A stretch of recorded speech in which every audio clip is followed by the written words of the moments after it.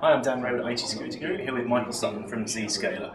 Michael, you just released some statistics about mobile application permissions. I think you said 75,000. What were the main findings about the permissions that troubled you? So yes, we analyzed, we did static analysis on about 75,000 Android apps, the most popular apps in the Google Play Store.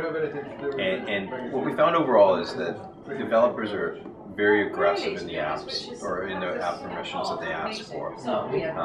Especially because of the fact that these are free apps, they tend to be trying to get a hold of whatever they can that's going to help them track that device, and they do that for advertising purposes to be able to create profiles when they deliver those ads. A lot of these apps are asking for permissions like geolocation data, but they're also asking for SMS data, aren't they, just to send SMS text messages out as well?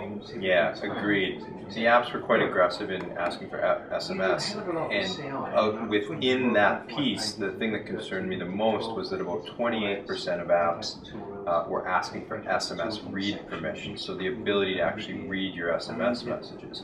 And that's concerning because we do see malware that leverages that ability to be bypassing two-factor authentication. When you sign in and it sends you a text message to verify that it's you, apps that have that permission can access those SMS messages.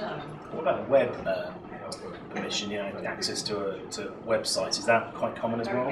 Yeah, I mean, most apps are really custom web browsers. We think of them as a client-side app because they run locally, and they do, but most apps are sending HTTP, HTTPS traffic, so virtually all apps would be requesting internet access so that they could communicate online. Just if you would give one piece of advice to users or businesses about these malicious apps, or not malicious apps, permission suspicious apps, what would that be? Sure. So the vast majority of malicious apps that we see are on the Android side, but coming from third-party app stores. Google does a pretty good job of keeping truly malicious stuff out of the Google Play Store. So the number one thing I would say is stick to the official app stores when you're downloading your apps. If you see that app that you normally would pay a couple bucks for and it's free at some third party, well, sometimes things are too good to be true. Stay away from it.